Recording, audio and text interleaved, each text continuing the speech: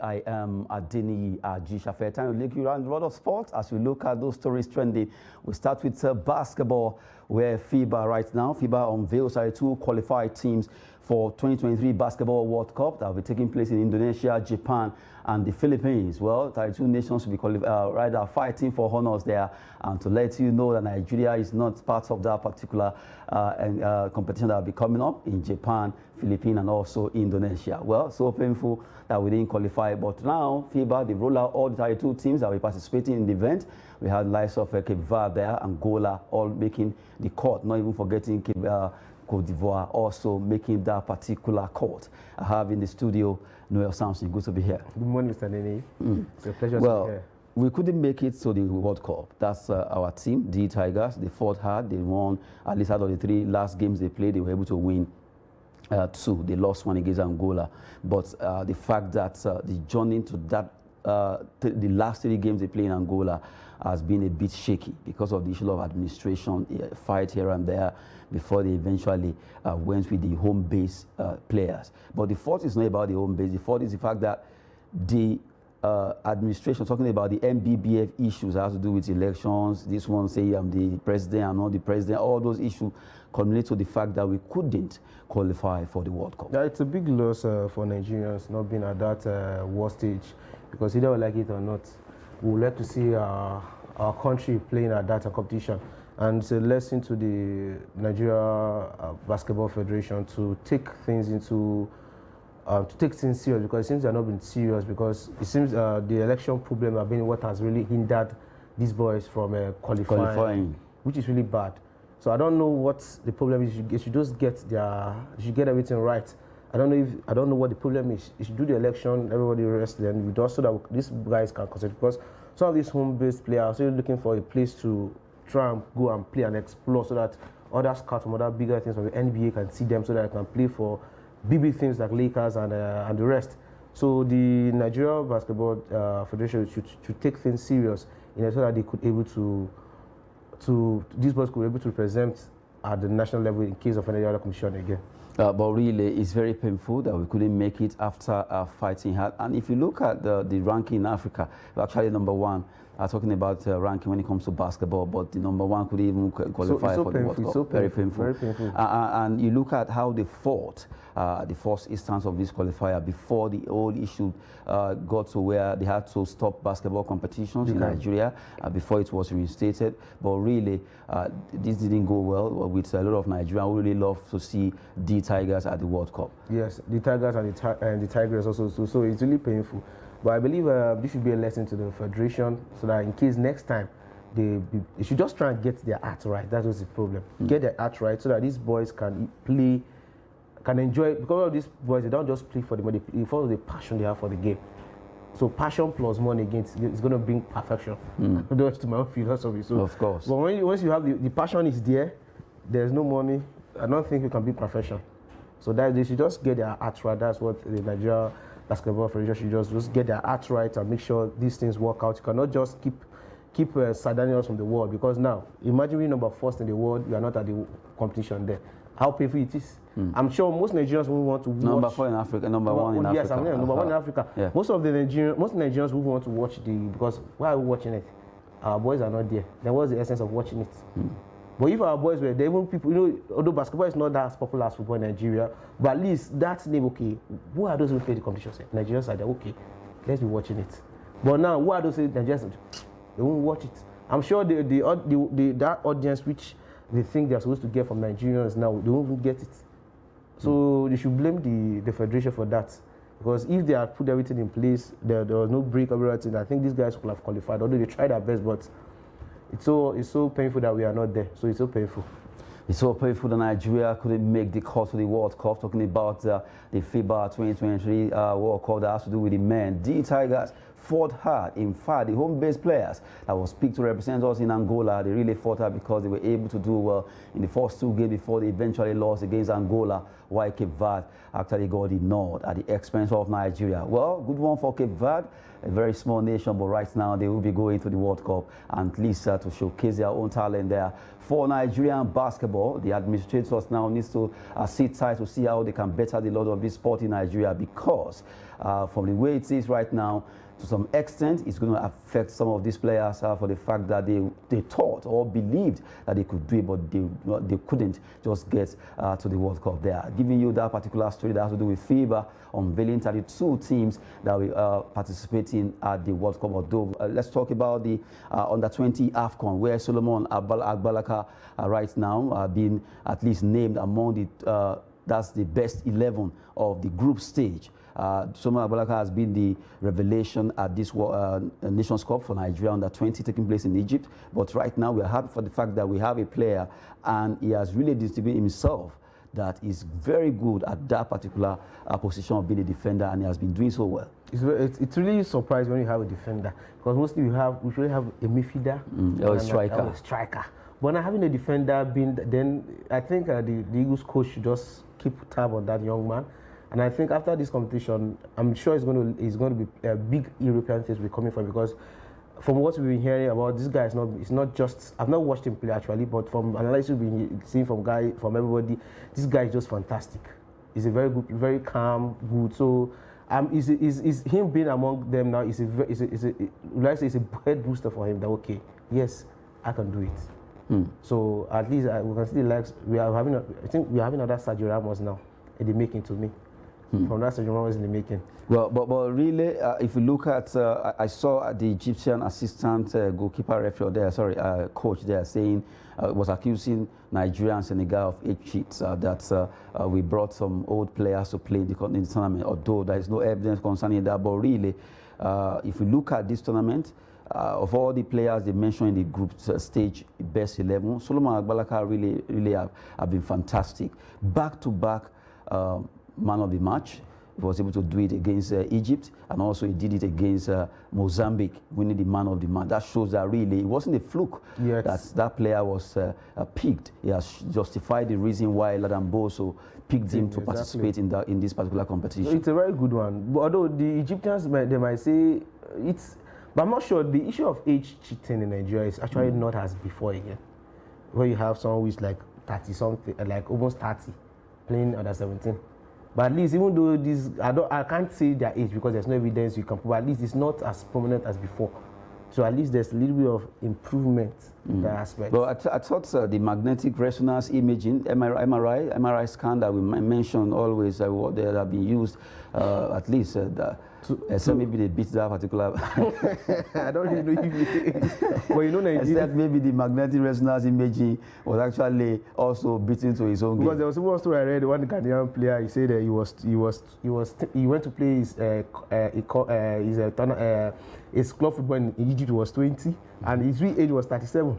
So because of it, he wasn't tall. So the coach, whenever they finish training, he said, "You go and play with the under 21." When he saw that, he wanted dying because of this stress. I don't play again. So either you like it or not, either you do the 18 now, but after like 2 years, you cannot be claiming you are 18 or 19 when you are 28, 29. After like 2-3 years, it will show. So if the Egyptian assistant coach say we are doing cheating, after like 3 some years, it's going to show. But I don't think these boys are players where they are quite young, unlike when you see, when there's how you see someone who is old, you know that this guy, is he whining me? He's an old man.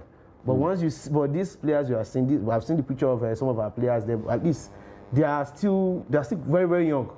So I don't know why maybe it's what we Nigeria called Babele. Because he defeated them? Yes, Babele is wearing the... Or because, maybe their face look very strong, like we used to say. No, they are Ajepakos now. Seriously. So maybe the face, the facial expression, or rather the way they look. You cannot expect someone who trains under hot sun steadily. Then you that apparently your... Like the South Sudan goalkeeper, the face was also actually looking like he's older than the age. That one, it should be old.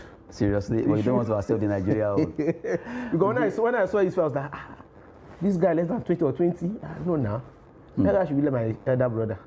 Well, we've been talking concerning Solomon Agbalaka making the cut for the under-20 group stage team that have been named Best 11 by CAF, and really a good one for the young man who has been doing so well in this tournament, winning back-to-back the man of the match against Egypt and also against Mozambique, and hopefully we do well against Uganda tomorrow by the time they face them in the match that a lot of people want to see what we'll be doing, because right now Nigeria just have to put their eyes in that semi-final where they can qualify for the World Cup that will later come up in Indonesia. Talking about Solomon Agbalaka and also the entire squad, the Flying Eagles, and Amboso getting his teams in the right place. We've been talking about that, and quickly let's talk about the FA Cup 5th round. A lot of games were played yesterday, and I don't know why you're laughing, but really here natural for Leicester City. That's the FA Cup now. He has been the king of when it comes to FA Cup. He's always scoring and all. FA Cup specialist. Not the but this time around, well, they played yesterday, but they lost. They lost. Yes, against Blackburn Rovers. Probably, who knows, the jinx, they've broken the jinx from him from scoring, from winning because he has not been playing regularly in the Premier League. But whenever it comes to the FA Cup, they always put him there because he does magic, which where they always win. But probably what happened yesterday, it seems they are going to play second leg, but they're off the FA Cup now. They're out, sir. That's it. I'm happy. Yeah, they should go and rest so that other teams can go ahead and play. But even the likes of Blackburn Rovers, they can't go anywhere. They never say that. You know, this is FA Cup. They always fight. When it comes to this kind of FA Cup, Carling Cup, that's League Cup rather. A lot of clubs always want to fight hard to see they how. They won't go anywhere. Why are you so sure? They won't go. Why not let people that have the hope of winning something go? Why are you disturbing? Who are the people that want to win it? The hope is still there. They want Chelsea at the final. The way they actually working hard to win it, the same way Blackburn Rovers qualified to. But you cannot compare the squad. It's depth. not about the depth squad now. depth It's and about, that of. Okay, why did they lose against Blackburn? Look, they at least that one are actually silenced. But really, when it comes to any cup competition, I'm not talking about Premier League or but FA Cup, League Cup, it's always very tough. You see so many giant killing smaller teams that come around to defeat. But the issue, when you see all these giant killing smaller teams, when they get to that final, they later end up being embarrassed. Like, I've forgotten there was a match, it should be Man City, Watford at the FA Cup final too. It should be FA Cup, I can't remember vividly the match final where they lost 6-0. So it's very, at least that is not how we do play FA Cup final or Carling Cup final in England. Is that you have 1-0, 2-1, 3-2, or at least penalty. But having a six goal thriller is quite embarrassing. And look at when you have two Premier League teams play the Carling Cup final, Carabao Cup, Newcastle and Manchester United. You can see just to go to this goal was scored. But if they played, you can imagine Manchester United playing against Blackburn at the Carabao Cup final, she waiting like 10-0. So why not allow those, when you are going there, okay, you're having the moment, okay, I want to go to the final, You get to the final, what do? You end up playing as if you didn't even train for the whole competition. So why not allow those big teams that are there, that when they made the game interesting, at least they sell more tickets than now wasting your time going to that level. So to me, the likes of Blackburn, they are just people that are just there disturbing they just broke Leicester City's heart now, and then they let them go far. So it's quite painful, but at least I'm happy they should go and rest. Let's see what Blackburn will do at the next stage too now. Well, we've been talking concerning the FA Cup there. Well, where Leicester, they were bummed out of this tournament, and it's a big one there because you look at the likes of Leicester, despite their experience, and here Nacho, who is always making the way for them whenever they play this particular competition, but this time around it didn't work out. So that is life. Well, while we're talking about that, Italian Serie A, there's a particular small team that's always been giving Roma a big problem. That's Cremonese. They also did well against Roma yesterday. They defeated Roma in that. They are becoming a thorn in the flesh to AS Roma. I don't know. Since Mourinho, I don't know Mourinho. Mourinho is going to have a kind of will I call it an attitude for that club, because they have really been, let's say, choking him something very well. Let me use the Nigerian language. Disturbing him very well. I'm sure he has been having sleepless because of this particular setup, this particular team. So them losing against this was wow. Because this is not the first time they're doing that to AS Roma. So Mourinho should just try and get his arch right for this particular thing. And he's kind of coach we know that whenever he's serious with you, if he wants to face your team, there's what he does that he's going to silence you. But I don't know, he has not gotten it particularly this particular thing. And I don't know. And AS Roma has not been the team we knew as of last season, this season. I don't know what the problem is. Is it that his charm is no longer there again, or he's not getting these things right? Whenever he wins, the charm is there. But he's not winning as before again. You know, before Mourinho is something that maybe when he loses, you know, maybe probably once in a while. But now it's not like getting like consistently loses. It's not. Mourinho is not the person who can here want to play against Mourinho that you'll be scared. Not about because of the club, but because of the coach. It's no longer like that again. So I don't know. Maybe she just try and she just take a break a little bit and go for a little bit of retreat so that he can come back and fire back again. But now, but really, AS Roma this season they've been able to at least get up from their slumber. You know, they call them the sleepy giants. But really, to some extent, they're still among the top. Yeah, but this is not what we expected, because when Mourinho went to when he was signed at AS Roma, in fact, most of the Mourinho fans, they were expecting that AS Roma was going to lift the Serie A, but they lifted the cup, they lifted the club, but they wanted them to go and lift that Serie A, but it's not what we are saying. It's not playing to the expectation. It's playing beyond expectation, and that's the problem now. And it started right from when he. In fact, it seems his best is what I was at Porto and the first part of Chelsea. So and then when he was at Real Madrid, then him coming back to Chelsea, he was still okay. Then before he was being sacked again, then he coming back to Manchester United.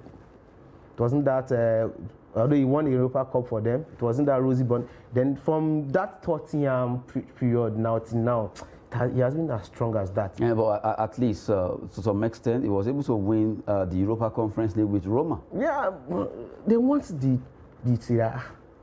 I think that's what the AS Roma fans give us that Serie A. Napoli is doing it now. Why would AS Roma do it? So that's what they want. So from what you are saying right now is that Mourinho doesn't have that magic touch anymore. It's no longer there again. That's what's the truth. We shouldn't do. Other may be Mourinho fan, but he's no longer there again. I know before when you want to play Real Madrid, you are not playing Real Madrid. You are playing Mourinho. Maybe you can't have it forever, as they say. Yes. But really, when it comes to football in Italia, Serie A, Juventus have really surprised almost everyone right now. They also did well yesterday, but right now they have jumped to 7th position. If you look at them, after being deducted of 15 points, they never gave up. They kept improving and improving. And now, if you look at Juventus, they were able to defeat Torino. And that has given you that hope that, okay, if you can't push to 7th, there is still hope. Yes, it's hope, but not for the league. Waiting for the Champions League. Because already Napoli, Napoli. The second place, actually having 18. That's the difference between Napoli and Inter. This is all called catch me if you can. That's what Napoli is giving to them now. And I was happy to see Pogba back yesterday. At least. So at least, okay, maybe you're a fan of Pogba. No, I'm a fan of a good player.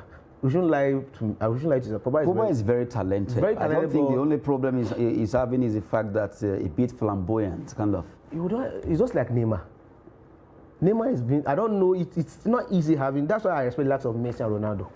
Despite their talent, you still see them. The wealth, they are still calm, but it's not easy. You know, Neymar, you can see how Neymar, the way he is rich, but it's not easy to just keep yourself calm. So that's why you still refer to as Neymar and as Ronaldo as the GOAT.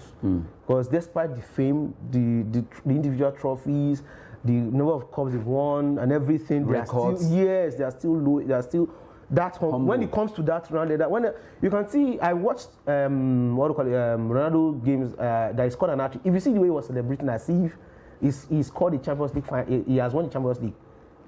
I don't know if you get my point, but I don't think if the last of Neymar is if he plays for Saudi Arabia, if he scores a goal like that, he might just clap his hand. Okay, I've done that. But you can see that passion that he wants more. He wants more. So that's what the likes of Pogba and Neymar. They're very good and I respect. I like their talented. Talented, but still, I don't know. They are still those flamboyant. It means the fame actually got into their heads. Yes. Every time, and the fame, the flamboyance now is higher than the talent they display. They have a lot of talent. Like Neymar is being referred to as YouTube player. YouTube player. Yes, that's what we refer to because you always want to hold the ball and do the samba, yes, then go. You don't look at the camera. Now with the camera, what's that for? Go and score. Make your team win the Champions League. Let them win the game, not giving us excuse. Well, just like the way it is, I'm happy for Juventus for the fact that they were able to turn things around despite 15-point deduction. That's shows that fit. They have that fit. They have that. Is it fit now? They are just being dedicated. Yeah, and they have the faith in themselves. That do this. Okay, and it's working for them. Yes, and I'm really happy. At least it's not something. At least if they can do this season, the next season when you don't have they don't have the number of deductions, they can do better next season. So I'm really proud of them doing that yesterday. It's a good one for Juventus and for the whole for the whole team as a whole. Being seventh now, at least they hope that they can get to number 4 or number 3. But for them winning this league this season, is Juventus.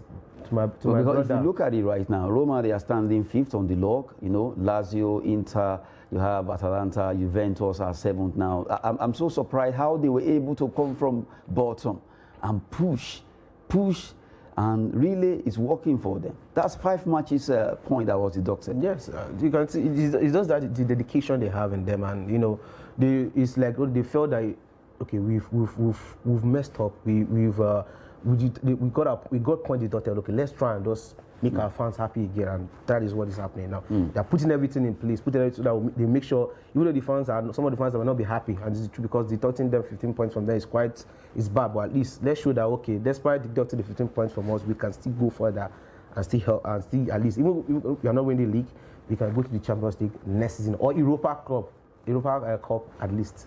Next season. Well, Cremonese, they actually defeated AS Roma. They have 12 points there after playing 24 matches. And you look at the way it is, even though despite the win, they are still 19th on the log. Seriously. It's really, I don't know when you have these smaller teams trying to disappoint or break the heart of bigger teams. So it's so painful. Because Roma will be like, what's this? Despite the win, now they have 12 points. I'm sure if they give it Rio type club, beating those, are you okay? What's your problem? Did that offend people? Well, you should face his players. He didn't perform. We've been looking at Italian Serie A there, giving you the table quickly. We just have to move to another story that has to do with Ganoro. Ganoro has been a manager or coach around Africa, but now he has signed a 3-year deal with Benin Republic as head coach. Ganoro now in Benin Republic. So our neighbor. So it's very easy that it's so close to Nigeria. It was last week I saw the news was there that he wanted to sign for Benin Republic, and he said he still has a close relationship with our player, with his boys. There's no way he can take them to Benin. He referred to them as his boys, but still, whether they like it or not, that whenever he plays against them, he doesn't mind dealing with us. But I say, you can with the Benin Republic to Nigeria, you cannot beat us now. Even though we are having one leg, you cannot compare the level of the way we are in Benin Republic. So it's just to just chill, to just while away his time and enjoy 3 years. And because I'm not sure can he win it. But really, this time around, you don't underrate all this. Maybe you can't call them small nation now because no more minnows in the world of football. Benin Republic, Togo, Cape Verde, they are all doing well. If you check Benin Republic, I'm not sure they have. I remember one match that we played against. They gave us tough time. They can only because our boys were not serious. They can only give us tough time. They can only give us tough time. But winning us, no, I don't see that happening. Either I liked it or not. If you like. Which of the Benin players have you even heard of before? I'm not sure I've heard of one before. They have a lot of good players. Where are they, sir? They are in this world. Playing here. Well, seriously, if you remember Eyimba, Murio Gubi, where do you think? Is it from Benin?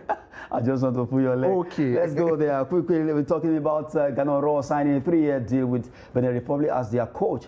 He will be with them for the next 3 years, at least to run their fellow football in their country. Talking about Ganoro there. Quickly, before we go, let's talk about 2 transfer stories that have to do with a young lad that plays football with Atletico Paranaense, Brazilian forward Vitor Roque.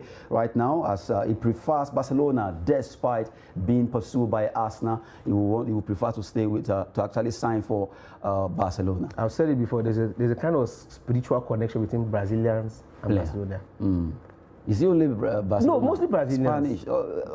They go to every country in the world. But I don't know. You can to play football. Yes, but the players. They are the biggest exports of football. Yes, but the issue that once you have a club So for instance, you put like club like Manchester United and you put Barcelona, and the player to sign is a Brazilian player. Bet me, if you put like 7 of it, 6 of them will sign for Barcelona. And because those, they love them, they know how they actually. And that's a connection with them. To be candid, Brazil rather as a country is blessed with football talent, football talent. This is a very young, 18-year-old player, already been pursued by Arsenal and Barcelona, 60 million euro. So you see that at the age of 18, imagine if he can cool his head and show the talent. That must be something that Arsenal and Barcelona, they've seen in him, for them to be like, okay, this player, and for his club to put 60 million euro on his head. And they're willing to pay. Of course, they want to. And they say, well, maybe I'll prefer to go to Barcelona. That's why I said there's a connection. And now we take the last story that has to do with Real Madrid target Bellingham. Real Madrid target Bellingham, and that's Leipzig Croatia player. That's Josko Vardiol. Those 2 players right now is being pursued by Real Madrid. They want to get those 2 players and at least get them to the stadium. I don't know, below Madrid, they have too much of why are they buying these players for? Because now you want to sign Bellingham. Where is he going to play? They have other players that can play as an attacker. Then why they sign? Most of these players, they let us signing them, then putting them on loan. So they should just leave the other club sign them. Well, that'll be it on 360 Sport on Trust TV. I've been with Noel Samson. Thank you very much. We want to appreciate you. I am Adeniyi Ajishafe. Thanks for watching.